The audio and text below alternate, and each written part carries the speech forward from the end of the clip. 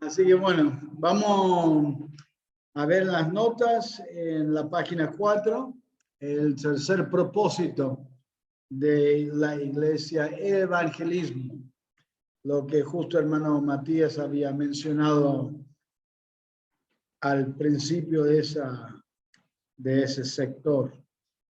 El evangelismo, es muy importante que desde la iglesia, que la iglesia esté activamente buscando ganar almas, hablar a la gente, convencer a la gente, persuadir a la gente que crea en Cristo como su Salvador. Número uno, una de las últimas cosas que Cristo mandó a sus discípulos que hicieran era predicar el Evangelio. Predicar el Evangelio. Predicar el Evangelio a cada criatura en la tierra. Mateo 28, Marcos 16, Hechos, capítulo 1. Es la responsabilidad de la iglesia cumplir ese mandamiento. Otra vez, es la responsabilidad de la iglesia que son todo verdadero hijo de Dios. Eso es la iglesia. No es un edificio, una organización ubicado en una calle. Somos nosotros la iglesia. Y es nuestra responsabilidad cumplir ese mandamiento en nuestro tiempo, o sea, en nuestra generación. Predicando el evangelio a cada uno de nuestros amigos y vecinos y hacer que llegue el mensaje del evangelio hasta lo último de la tierra. Pongan eso en sus notas, hasta lo último de la tierra. Hay que hacerlo llegar este mensaje hasta lo último de la tierra. La iglesia en el Nuevo Testamento predicaba el mensaje del evangelio y Dios obró poderosamente a través de ello. Por eso Dios dice, y el Señor añadía cada día a la iglesia los que habían de ser salvos, en Hechos capítulo 2. Ellos fueron explicando, predicando el evangelio. Miren en Hechos capítulo 8, en Hechos capítulo 8, capítulo 7, tenemos la muerte de Esteban. En capítulo 7, la muerte de Esteban, la gran persecución por causa de Saulo, que perseguía a la iglesia. En capítulo 8, versículo 1 dice, y Saulo consentía en su muerte. En aquel día hubo una gran persecución contra la iglesia que estaba en Jerusalén, y todos fueron esparcidos por las tierras de Judea y de Samaria, salvo los apóstoles.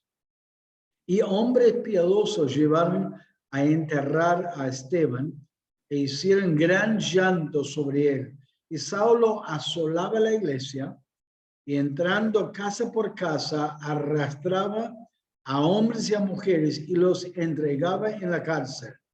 Pero los que fueron esparcidos iban por todas partes y mira lo que dice, anunciando el evangelio. Y la idea de la palabra anunciando es que estaban conversando, declarando. Es una palabra casi como chusmeando. Estaban compartiendo y hablándolo con todos, por todo lado, por todas partes.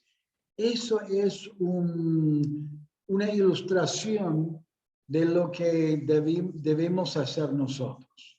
¿Por dónde vamos? Buscar oportunidades de hablar de Cristo, de compartir el evangelio, de apuntar a la gente hacia el Señor Jesucristo. Y hay mucha oportunidad si lo están buscando. Si lo estamos buscando y si somos sensibles al Espíritu Santo, quien quiere guiarnos a nosotros. Así que debemos buscar compartir el evangelio. Número 3 en sus notas.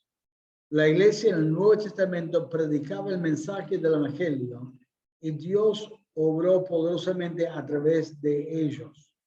Por eso dice, el Señor añadía cada día a la iglesia. La letra D, comunión, otro propósito de la iglesia. Número 1, cada persona que recibe a Cristo como su Salvador personal y nace de nuevo, llega a ser un hijo de Dios y forma parte de una nueva familia espiritual, la familia de Dios, la familia de Dios. Es necesario integrarse a esta nueva familia y formar una relación con cada integrante. La idea de la palabra comunión es la idea de compartir algo en común. Compartir algo en común.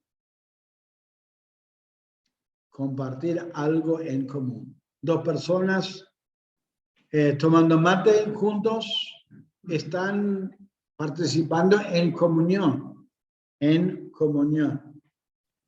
Porque está compartiendo el tiempo, está compartiendo el mate. El Hijo de Dios es diferente que la persona nos salva y tiene que aprender a unirse con los hijos de Dios. 2 Corintios 6, ¿qué comunión tiene el incrédulo con el creyente? Nada, no se puede compartir algo en común. Digamos, por lo menos espiritual. Por ahí comparten como un gusto para un partido de fútbol o un equipo de fútbol o un pasatiempo, algo, pero espiritualmente no puede compartir algo en común. Y es importante la comunión que sea edificante espiritualmente.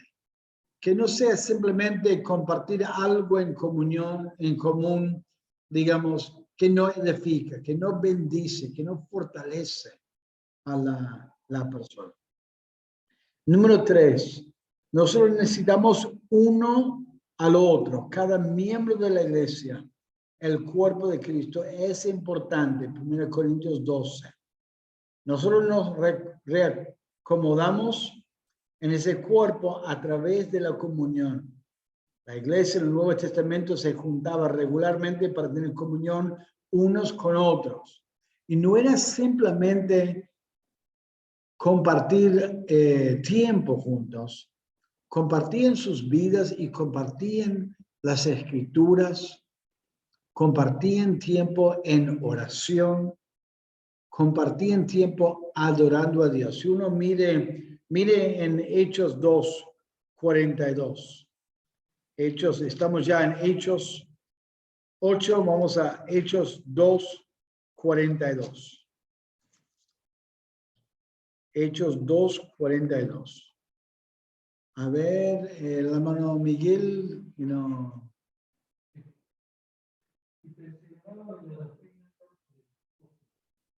La comunión,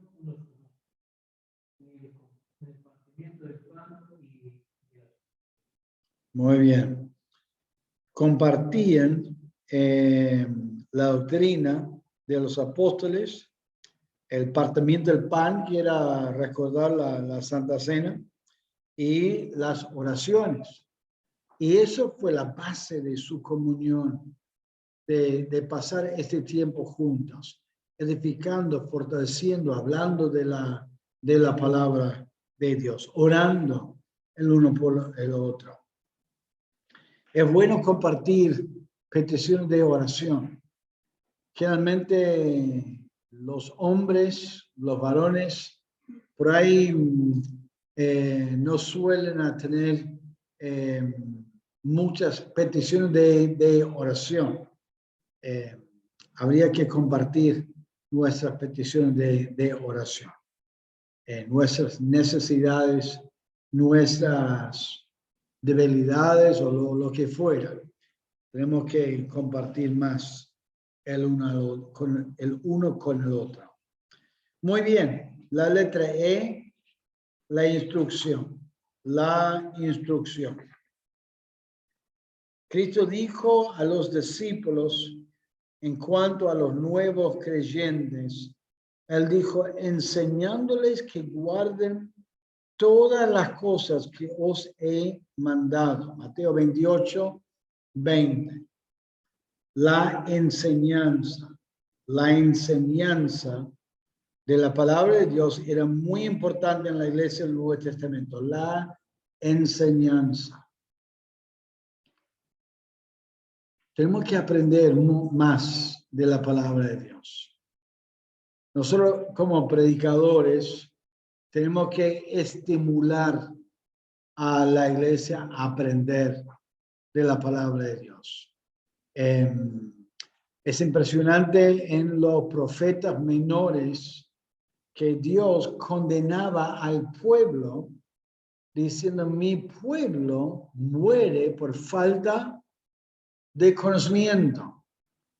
Pero en el contexto, Dios está condenando a los sacerdotes, porque los sacerdotes tenían la responsabilidad de compartir la palabra de Dios. Y es interesante que muchos predicadores prediquen, mi pueblo fallece o muere por falta de conocimiento, como si está increpando al pueblo de Dios por su falta de estudio, su falta de conocer la palabra de Dios, cuando en realidad la palabra de Dios está increpando y está corrigiendo a los sacerdotes, o sea, los pastores que deberían estar enseñando la palabra de Dios. Es cierto que los hermanos necesitan aprender y una aplicación de la palabra de Dios es que los hermanos estudien la palabra por sí solos en su casa, que escuchen buena programación o que escuchen prédicas y enseñanzas, que participen de ministerios como el seminario. Pero esa corrección, esa exhortación fue dirigido hacia los sacerdotes. Y nosotros tenemos que cuidarnos de enseñar, de preparar mensajes con buena enseñanza, donde estamos indagando en la palabra de Dios, estudiando la palabra de Dios y aplicando la palabra de Dios a nuestros oyentes. Número 2, en sus notas. Dios quiere que cada creyente sea maduro espiritualmente y la única manera de lograrlo es por las Escrituras. Es por las Escrituras. 2 Timoteo 3, un pasaje muy conocido, 3:16. Toda la Escritura es inspirada por Dios y útil para enseñar, para redarguir, para corregir, para instruir en justicia, a fin de que el hombre de Dios sea perfecto, sea maduro, enteramente preparado para toda buena obra. Es fundamental la palabra de Dios para estar preparado para toda buena obra. Aparte de la palabra de Dios, uno no puede estar preparado para ministrar a otros, para servir a Dios. Es fundamental conocer la palabra de Dios. 2 Timoteo 3. La instrucción es el contraveneno. Yo puse contraveneno entre comillas, necesario para las falsas enseñanzas. O sea, para enfrentar las falsas enseñanzas. La instrucción produce amor entre los hermanos, produce amor entre los hermanos, la buena enseñanza.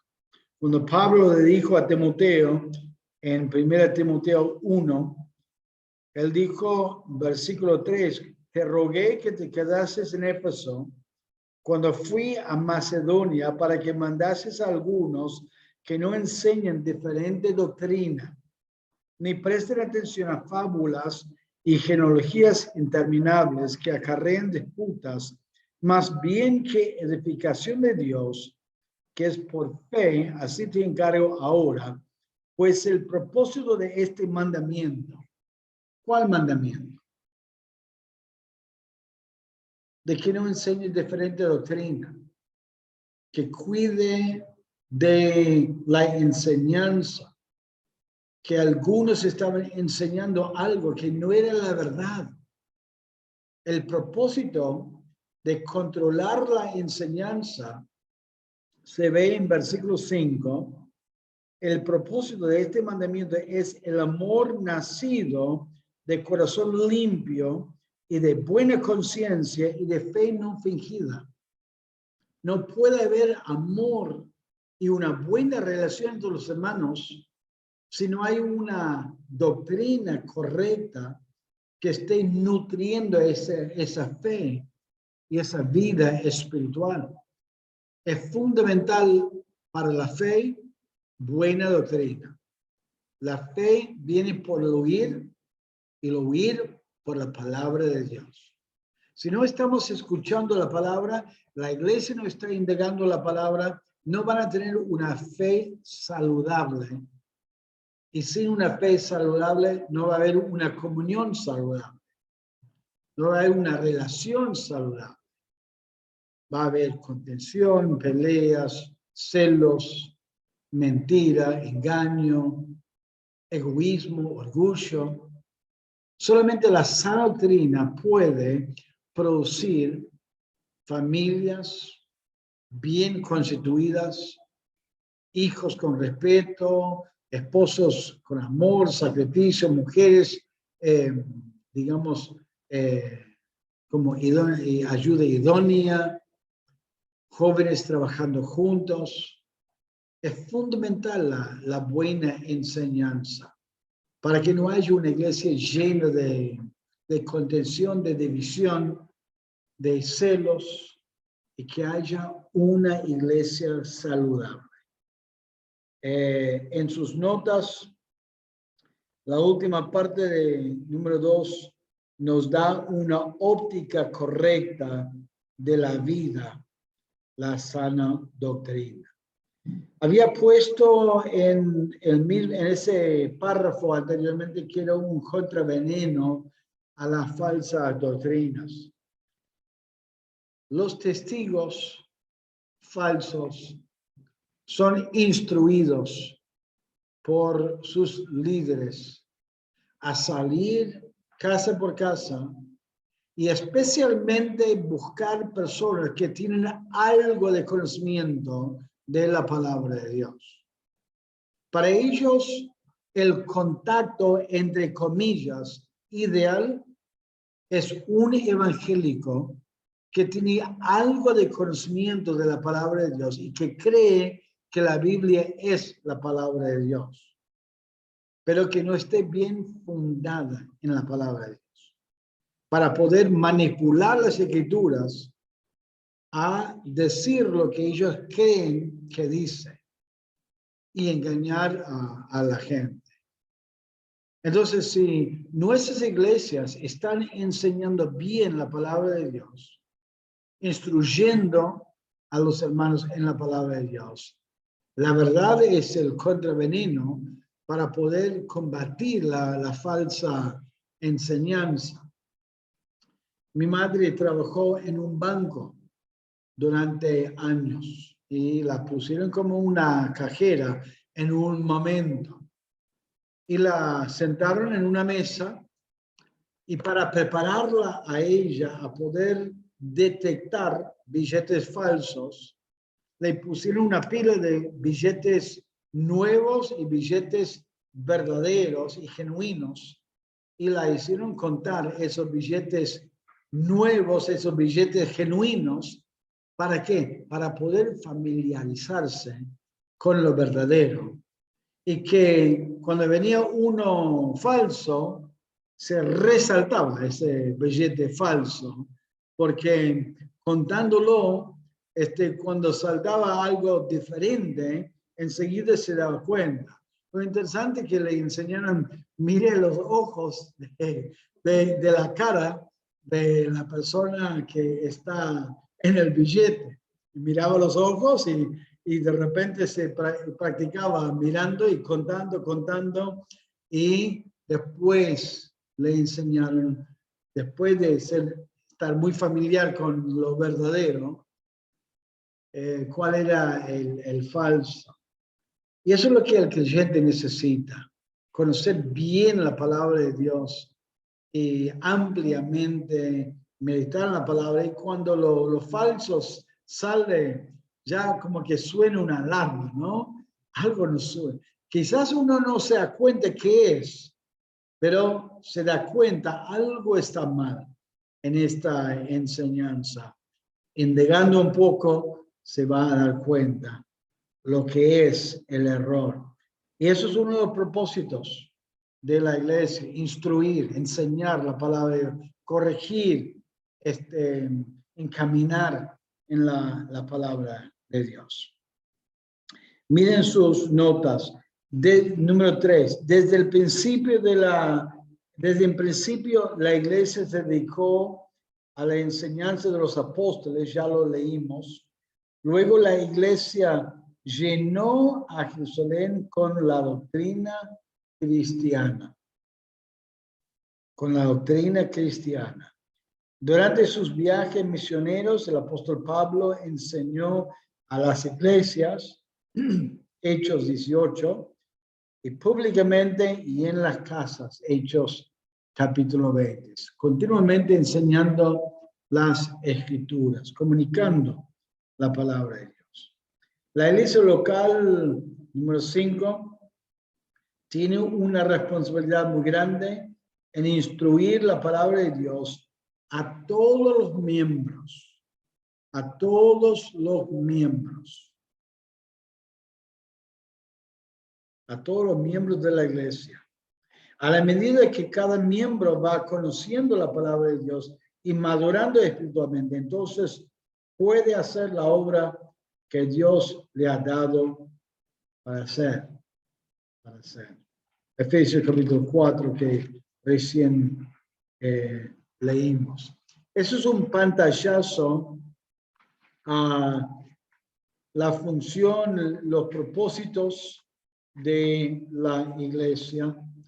A veces cuando uno habla con otro acerca de la iglesia, uno habla de la membresía de la iglesia. Y algunos hermanos, ¿para qué voy a ser miembro de la iglesia? No necesito ser miembro de la iglesia. Medio como que tiene una idea muy mística. No, yo vengo a la iglesia y si soy miembro de la iglesia, vengo todos los domingos como si automáticamente fuera miembro de la iglesia. Me acuerdo una vez hablando con un matrimonio de ser miembro de la iglesia, medio indignante, decían, pero no somos miembros de la iglesia ya. Hace años que venimos a la iglesia. ¿Cómo miembro de la iglesia? ¿Qué? ¿Nos está como si echando algo? Medio como que se ofendieron porque no entendieron lo que era llegar a ser miembro de la organización, miembro oficial, digamos, de la iglesia. Y algunos no dan importancia a eso. Algunos medios como que, bueno, en el Nuevo Testamento tenían miembros de la iglesia como nosotros tenemos miembros de la iglesia. Y yo creo que sí, ellos tenían, digamos, una doctrina de los apóstoles que ellos aceptaron. Ellos tenían un cierto vínculo con la iglesia, donde tenían el derecho y también la obligación de votar para cosas que hacían. También la iglesia daba cartas de recomendación que serían como carta de membresía que pasamos a otra iglesia dando testimonio. Cualquiera puede decir, yo fui miembro de la iglesia bautista ahí en Morón durante muchos años y acá en Lima, Perú, quiero ser miembro de su iglesia, me acepta como miembro. Y bueno, hay un proceso de comunicarse. Y cuanto más ahora que tenemos una manera de comunicarnos con el correo electrónico, con WhatsApp y todo, cuanto más deberíamos aprovechar esa comunicación, que son medios de protección, de engaño, de personas mal intencionadas, de gente con entusiasmo que por ahí no están bien encaminados, ¿no? Así que vamos a mirar la iglesia local como organización. Como organización. Algunos por ahí piensan, no hay que dejar que el Espíritu guíe, nada más, no necesitamos ninguna organización. Vamos a mirarlo. En este párrafo hay muchos que creen que debería haber una organización que une a todas las iglesias locales. No es posible mostrar de las Escrituras que había más que una relación amistosa entre las iglesias locales de cada ciudad. Ese tema voy a tocar más adelante. Sin embargo, hay evidencia que había una organización a nivel de la iglesia local.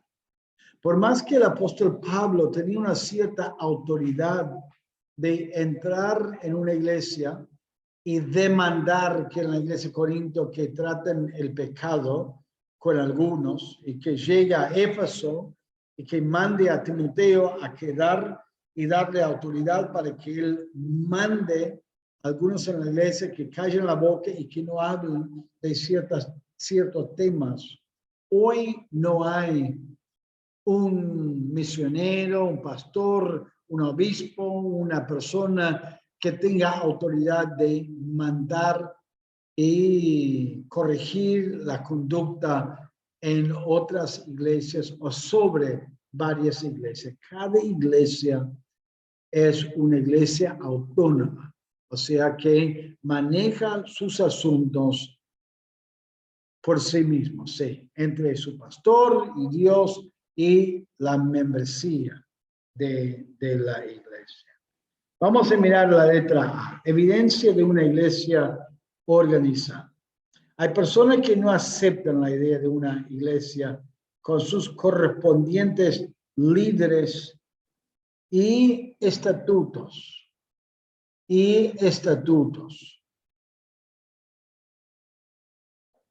Líderes y estatutos.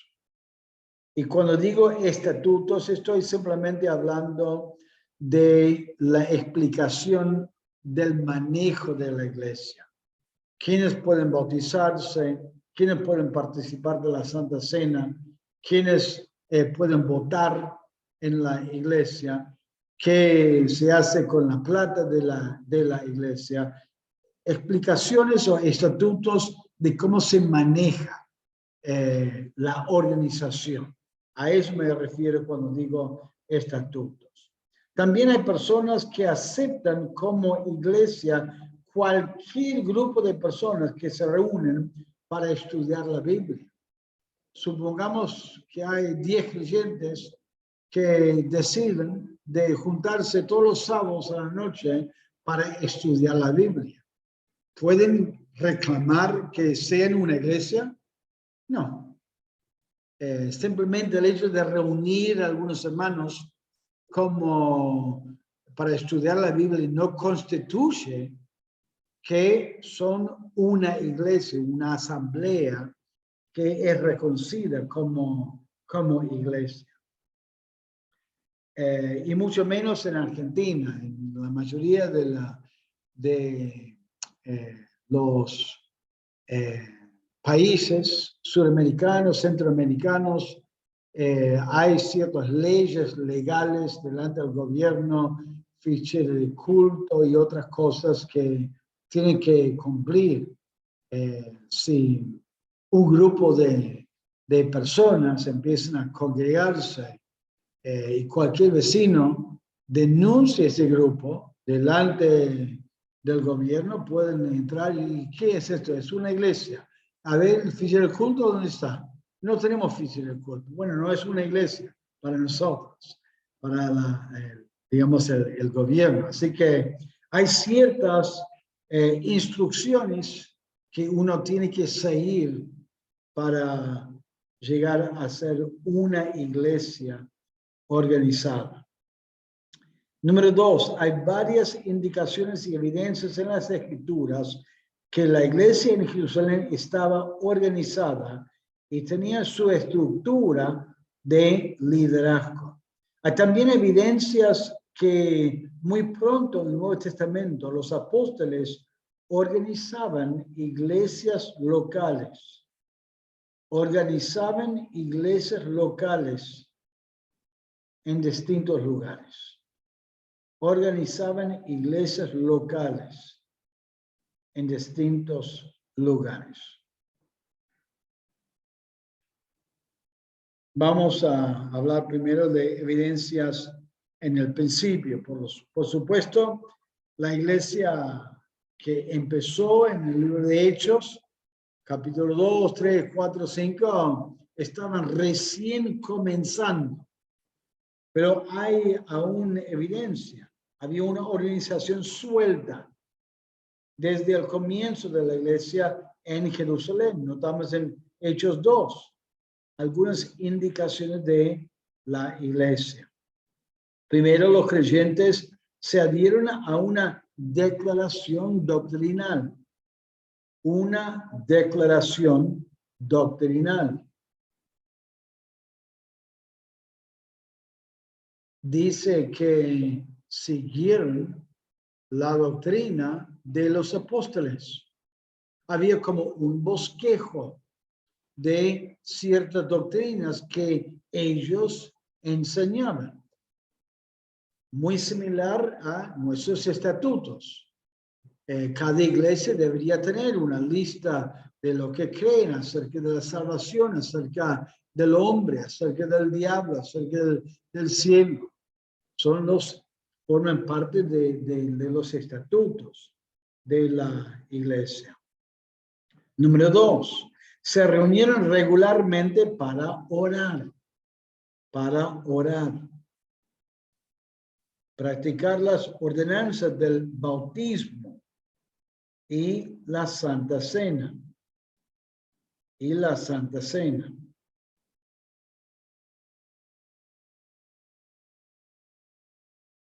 No bautizaron a cualquiera.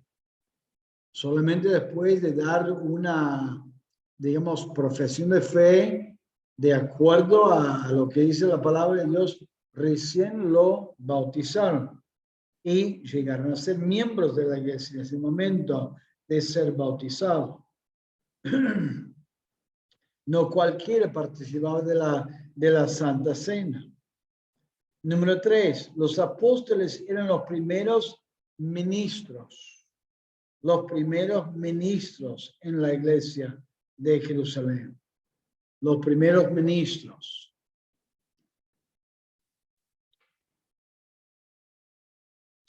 Luego la iglesia eligió 7 hombres más al liderazgo. Eso vendría a ser los primeros diáconos. Los primeros diáconos. Llevaron la cuenta de la membresía. De la iglesia.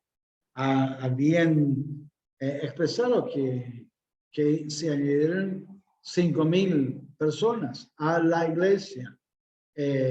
No era simplemente una estimación. Ellos, digamos, llevaron en cuenta una lista de los que se habían añadido. Para hablar más tarde acerca de las viudas que sean añadidas a la lista. Había como una organización, un cuidado, un control de las personas que se identificaban con la iglesia. Número 4, llevaron la cuenta de la membresía. Se reunieron en lugares públicos para adorar a Dios en el templo. También se reunieron en el día de Pentecostés en un aposento alto. Probablemente era la casa de uno de los hermanos, como era su costumbre. Estamos hablando de los primeros días o los primeros tiempos, los primeros meses. Todos estos hechos indican el comienzo de una estructura y organización. Estructura y organización en la iglesia local del Nuevo Testamento. Otra vez, los primeros meses del comienzo de la iglesia. Ahora ampliamos un poco más. Evidencias en el Nuevo Testamento, ya pasando el comienzo en Hechos. No solo por el ejemplo de la iglesia local en Jerusalén, sino por varias indicaciones en el Nuevo Testamento, vemos la necesidad e importancia de organizar un grupo de hermanos. La necesidad e importancia de organizar un grupo de hermanos de una localidad en una iglesia local. En una iglesia local. Cuando Pablo dejó la ciudad de Derbe y volvió a las ciudades de Listra, Iconio y Antioquía, en su primer viaje misionero, constituyeron ancianos en cada iglesia. Constituyeron ancianos en cada iglesia. En Hechos 14. Vamos a mirarlo. Hechos capítulo 14. Hechos 14.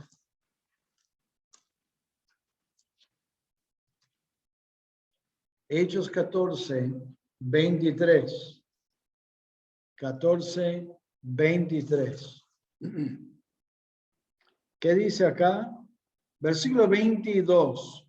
Confirmando los ánimos de los discípulos, exhortándoles a que permaneciesen en la fe y diciéndoles es necesario que a través de muchas tribulaciones entremos en el reino de Dios, y constituyeron ancianos en cada iglesia y habiendo orado con ayunos, los encomendaron al Señor en quien habían creído. Tomando en cuenta Hechos capítulo 6, cuando establecieron los primeros diáconos, y viendo aquí que dice constituyeron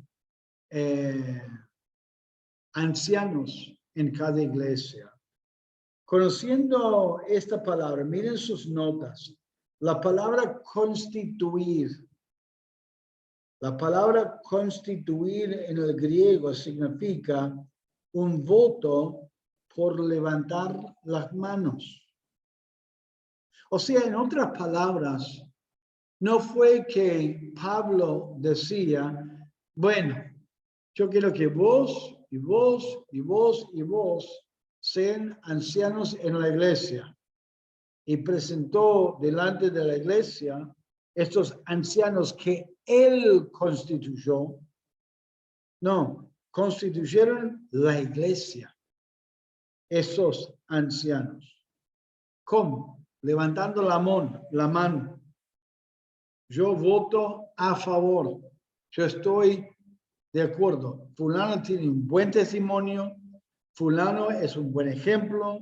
Fulano tiene su familia en orden. Fulano es una persona de buena reputación. Entonces yo voto mano arriba para él. ¿Y para qué digo esto? Porque si no había miembros, no había manera de saber quiénes votaban y quiénes no votaban. No era que de repente se reunieron y decidieron, bueno, vamos a votar hoy, y por casualidad había 3, 4, 5, 10 personas nuevas o personas que estaban escuchando, investigando. No, había una manera de controlar quiénes votaron, quiénes no votaron.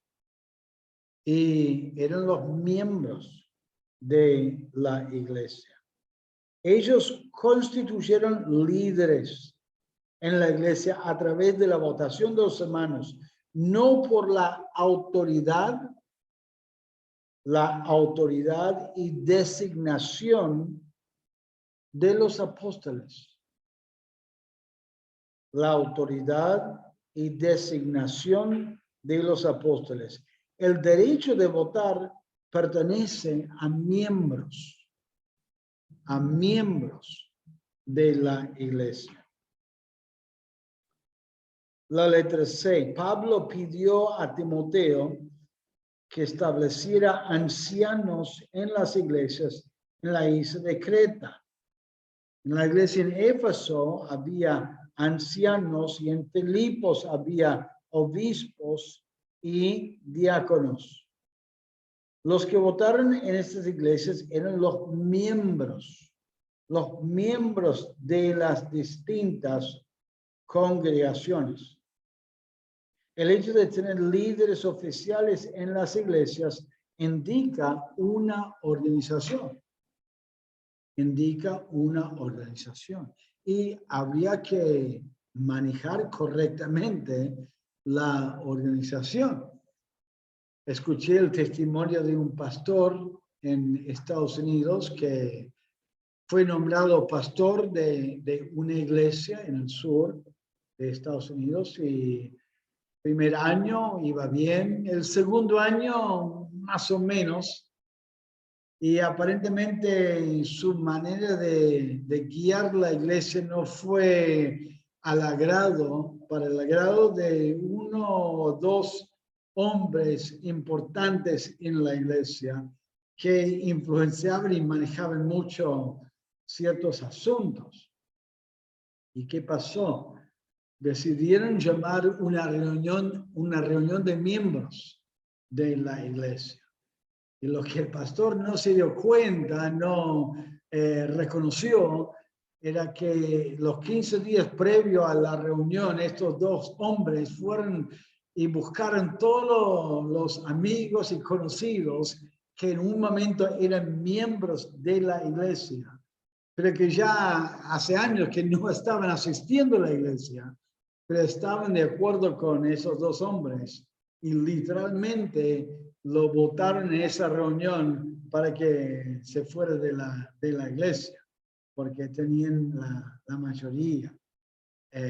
Claro, es mal manejado ese asunto y muestra la importancia de tener, digamos, preparado eso. Fuera como dejar que personas que realmente, porque no eran miembros de la iglesia, eran personas que en un momento estaban en la lista, pero realmente no figuraban como miembros. Por eso es importante tener algo bien organizado, para que las decisiones que tomen sean decisiones correctas, conforme a la voluntad de Dios. Estamos en número 2. Teníamos un tiempo establecido para reuniones. Quizás suele a pensar un poco esforzado eso, pero es cierto, cuando uno tiene cierta constancia en el horario, constituye una organización, constituye un cierto orden. Así que el primer día de la semana siempre se juntaban. Miren la letra A. Nos dice la palabra de Dios que los discípulos se reunieron el primer día de la semana. El primer día de la semana. Inmediatamente después de la resurrección. Juan 20. El primer día de la semana. En la carta de Pablo a los Corintios, él les pidió cada primer día de la semana. Cada uno de vosotros ponga aparte algo según haya prosperado, guardándolo. ¿Por qué? Porque el primer día de la semana quiere el domingo. El mundo nos hace pensar que el domingo es el último día de la semana. Inclusive hay muchos calendarios que uno puede comprar donde el domingo figura como el último, al final de la semana, que el lunes es el primer día, pero no, el domingo es el primer día de la semana.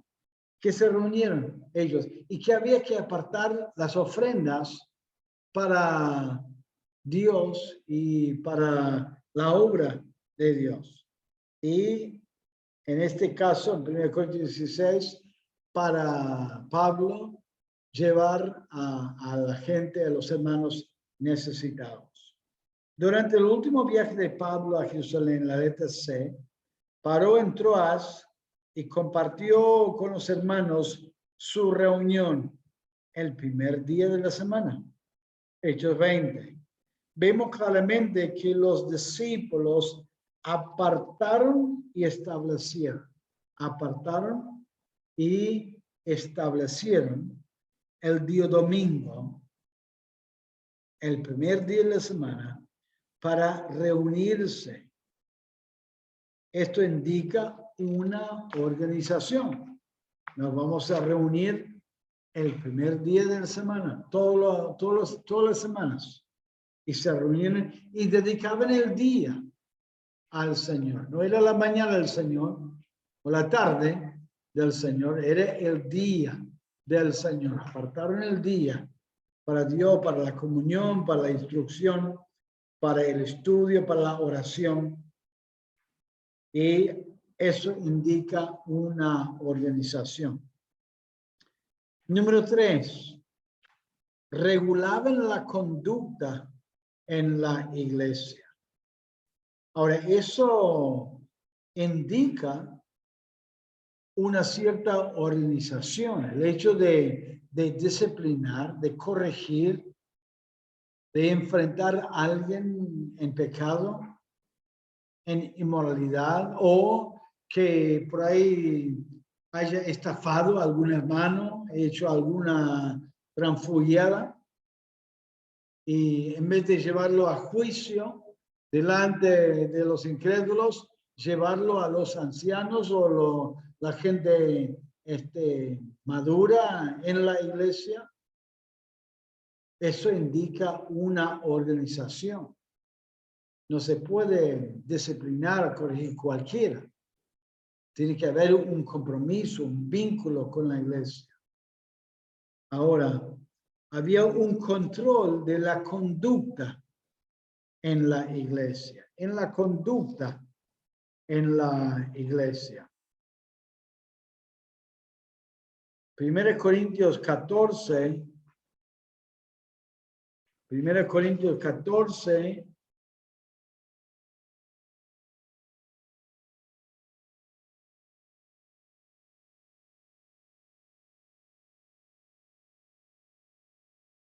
14:34 dice: vuestras mujeres callen en las congregaciones, porque no les es permitido hablar, sino que estén sujetas, como también la ley lo dice. Es un ejemplo de muchos ejemplos de controlar la conducta en la iglesia.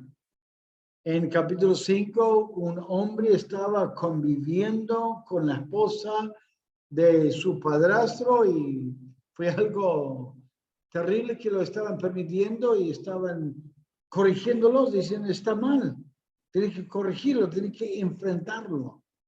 ¿Ibas a decir algo? No. Entonces, uno ve un control de la conducta. En 1 Corintios, porque están llevando los creyentes a juicio delante de los incrédulos. Juzgarlo ustedes, entre ustedes. ¿Por qué? Porque tiene el derecho de juzgarlo, de enfrentarlo. Mateo 18. Si alguien peca contra vos, háblale. Si no te escucha, vaya con 2 o 3 hermanos. Si no te escucha, llevarlo delante de la iglesia. ¿Por qué? Porque la iglesia tenía autoridad de controlarlo, de corregirlo, de enfrentarlo con su pecado.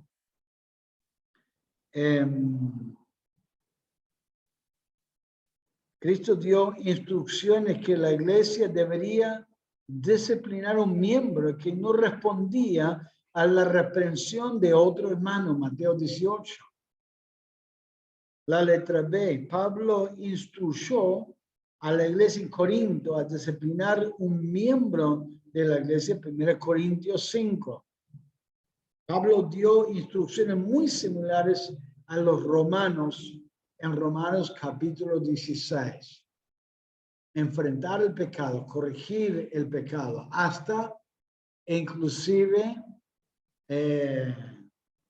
como un punto extremo, no permitirle congregarse en la iglesia para que se avergüence de su pecado, para que esté sujeto a la influencia de Satanás en este mundo, para que se canse del pecado, para que se arrepienta de su pecado. En 3 Juan, versículo 10, vemos que Diótrefes se abusaba de su autoridad y de la disciplina en la iglesia. Aquí también notamos que tenían una organización, porque cuando la iglesia disciplinaba a un hermano, era la iglesia que tenía que votar o manifestar su opinión de alguna manera. Para poder votar tenía que establecer quién tenía ese derecho de votar y el que no tenía ese derecho de votar. Y siempre cuando vemos, y vamos a mirarlo un poco más adelante, la disciplina no es que el pastor disciplina a algún hermano o alguna hermana en la iglesia. La disciplina bíblica no es que un domingo a la mañana sube el pastor y bueno, hermanos, les tengo que decir que yo voy a disciplinar a fulano de tal, se mandó una macana, hizo algo que no debería, estafó una persona, quedó embarazada o cualquier cosa. No es el pastor que disciplina el miembro de la iglesia, es la iglesia. ¿Y cómo deciden quién lo disciplina o no? Tiene que ser un miembro, alguien vinculado con la organización que ha sido aceptado en el grupo, y es la iglesia que lo disciplina para que tenga temor, no solamente la gente, la persona disciplinada, pero también la gente de la iglesia. ¿Levantó alguien la mano ahí en Zoom? Sí. Muy bien. Así que, bueno, regulaban la conducta, y para regular la conducta tiene que haber miembros, tiene que haber una organización, tiene que haber una lista. Bueno, estos son miembros, estas personas tienen derecho de votar y estos no tienen derecho de votar.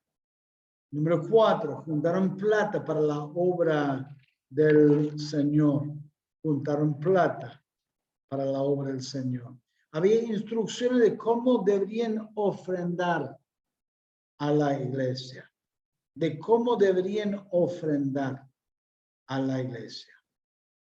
Cuando Pablo escribió a los hermanos en Corinto, les dijo que ya había dado instrucciones a los hermanos de las iglesias de Galacia para que ayudaran con la ofrenda para los santos, 1 Corintios 16. Pablo dio instrucciones que tenían que dar sistemáticamente sistemáticamente. Pongan eso en sus notas. Pablo dio instrucciones que tenían que dar sistemáticamente cada primer día de la semana. También proporcionalmente, según haya prosperado. Ahí también nos indica el principio bíblico del diezmo. Sistemáticamente es el primer espacio en la letra B y proporcionalmente es el segundo espacio. Y el tercer espacio y con propósito. Y con propósito. Era para los santos. En la segunda carta a los Corintios les instruyó a dar con liberalidad, con gozo. Él agradece a las iglesias en Macedonia por su abundante generosidad y anima a la iglesia en Corinto a seguir su ejemplo. En la epístola a los romanos, él menciona la ofrenda que iba a llevar a Jerusalén.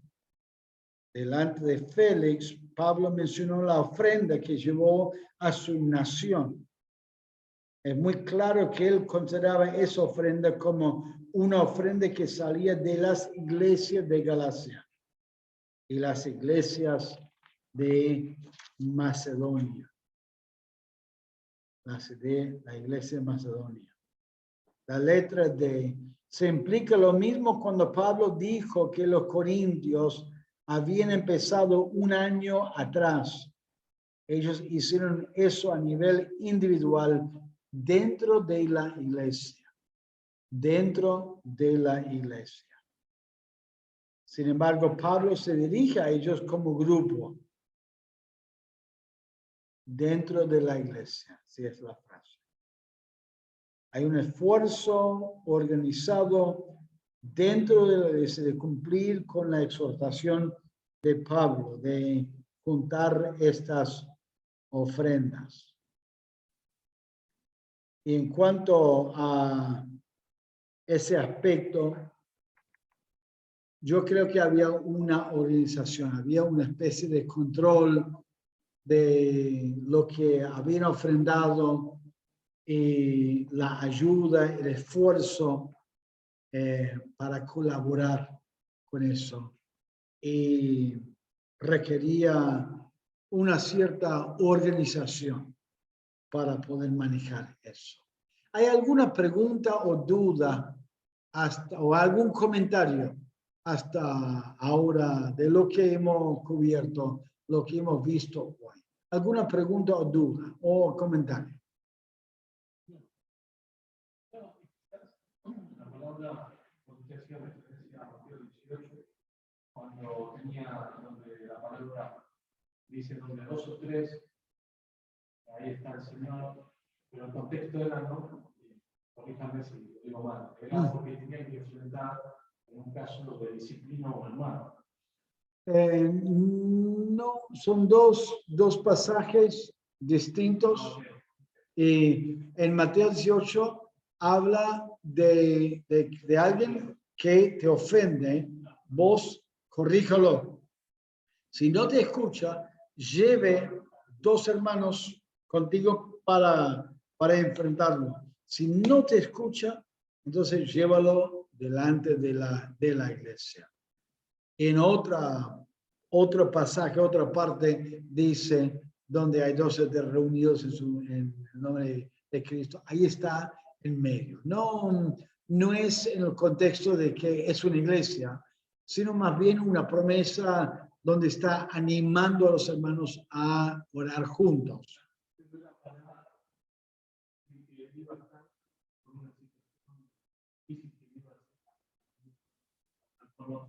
No. Está bien la aclaración. Ah, ¿sí? Ah, bueno. Sí, no.